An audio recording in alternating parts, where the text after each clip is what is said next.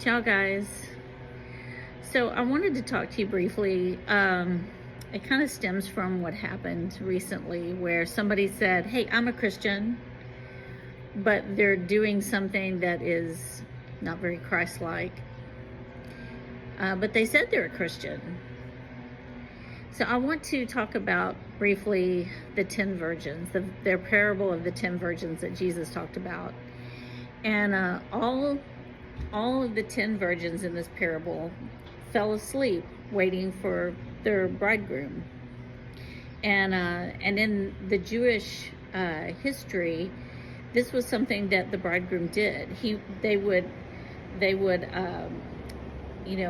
declare their marriage, and then the groom would go off and prepare a place for the bride to live in his father's house, kind of an addendum. He would create a living space for them, and then he would come back and get the bride. So those 10 virgins were waiting on their bridegroom. 5 of them had extra oil, and 5 of them did not. And so when the call came out for them to go out to meet the groom, 5 of them got up and they were like, okay, I'm gonna light my lamp and go out to meet the groom. And 5 of them were like, oh, I don't have any oil. Can you give us some oil so we can go too? And the 5 who had oil said, we don't have enough for you and us, or we won't all have any oil. So go and get some and come back. And so the other 5 had no choice. They had to go get oil.